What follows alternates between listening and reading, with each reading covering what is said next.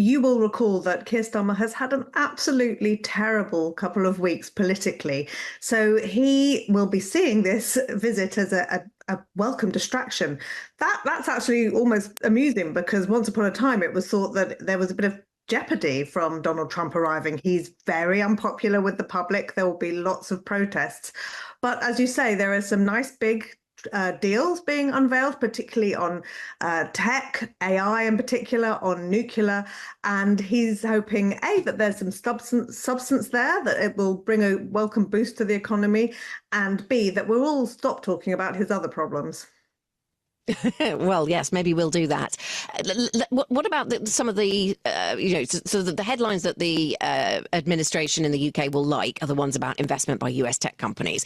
They'll be less keen on the fact that lots of media, including Bloomberg, now reporting around the steel tariffs, that the UK has decided not to push on that particular open wound and try and get a better deal on steel. Maybe not forever, but certainly not during this visit, at least. Does that mean all the difficult stuff is not going to get addressed? Well, you never know with Donald Trump. So there was heavy briefing overnight that the talks had collapsed, that Britain's hopes to reduce steel tariffs to zero hadn't really worked because the Americans had introduced a quota, and the quota for the 0% tariff portion of the steel trade was so small that it kind of wasn't worth it. So we were going to stick to the 25% tariff, which is better than, as you know, the rest of the world has at 50%. So the briefing was, that's that. We've kind of given up for now. And then Donald Trump said, well, I'm hoping to do them a favor. I like Britain. So, perhaps if Prince Charles or King Charles now jumps in the plane and flies him around, who knows what Donald Trump could say. That's one of the good as well as the bad things about having a very mercurial president who seems to just sort of make policy on the hoof. Well, and for that reason, I suppose the pitfalls are many and varied for Keir Starmer during these next couple of days, and for the UK, I suppose, more broadly. Where do you think the biggest risk lies that things could go wrong during this visit?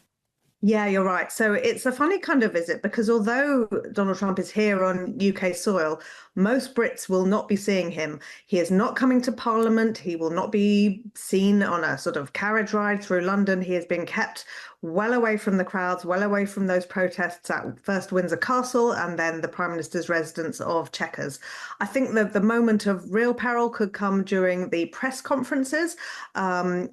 Donald Trump will not want to talk about his associations with Jeffrey Epstein, the disgraced financier who was prosecuted and then killed himself in prison over sex trafficking and abuse of women and girls. But that is the big topic here in the UK politically, because Keir Starmer has just had to sack his US ambassador, Peter Mandelson, over his own links. So I think Donald Trump won't want to hear about that, but I think he probably will, because the press will be asking him. I suppose another thing he might be asked about that could be awkward if he's standing next to the Prime Minister might be his views on Nigel Farage and the Reform Party, or maybe he wants to echo Elon Musk's support over the weekend for some of the activities of Tommy Robinson. That's another area that the Prime Minister will want to move on quickly. Yeah, the MAGA world has a view of the UK as not having free speech.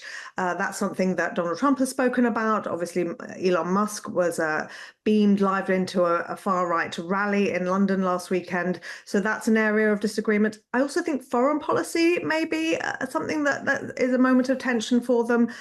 Keir Starmer has talked about recognising the state of Palestine, which Donald Trump won't want. And also Keir Starmer will want to be pushing Trump on Ukraine and giving further support to Ukraine, and not sort of going down the path that is feared by many in the West of an association with Vladimir Putin, perhaps pushing him on sanctions and holding his feet to the fire on his threats to increase sanctions on Putin.